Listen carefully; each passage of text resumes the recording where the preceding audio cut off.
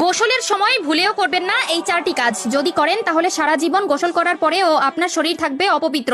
আপনার করা নামাজ, রোজা, তাসবিহ, তাহলিল, এমনকি আল্লাহর দরবারে করা কোনো ধরনের দোয়াই কবুল হবে না। বিশেষ করে যখন আপনার উপর গোসলটি ফরজ হবে, তখন তো কোনোভাবেই এই কাজগুলো করা যাবে না। কেননা গোসল যদি পবিত্রভাবে না হয়, তবে একটানা 70 বছর আপনি নামাজ পড়লেও সেই নামাজের মধ্যে এক ওয়াক্ত নামাজের ফজিলত আপনি পাবেন না, এমনকি আল্লাহর দরবারেও তা কবুল হবে না। বিশ্বনবী সাল্লাল্লাহু আলাইহি ওয়াসাল্লাম বলে গেছেন, গোসলের সময় মারাত্মক কিছু ভুল করার কারণে ব্যক্তির করা আজীবনের নামাজ আল্লাহর দরবারে কবুল হয় না। তবে ভুলগুলো মারাত্মক হলেও দেখতে দেখায় সামান্য, তাই নিজেকে একজন মুসলিম মনে করলে এই ভুলগুলো কখনোই করবেন না। কেননা গোসল আমাদের পবিত্রতার একটি অংশ এবং ইসলাম ধর্মের যে কোনো কাজ করতে হলে পবিত্রতা আবশ্যক। কি সেই চারটি ভুল জানতে হলে না টেনে দেখতে থাকুন সম্পূর্ণ ভিডিওটি এবং ভিডিওটি ছড়িয়ে দিন আপনার সকল মুসলিম ভাই ও বোনদের মধ্যে, যাতে করে তারাও এই ভুলগুলো থেকে নিজেকে শুধরে নিতে পারে, যাতে তারাও জীবনের গুনাহ থেকে বাঁচতে পারে। প্রিয় দর্শক,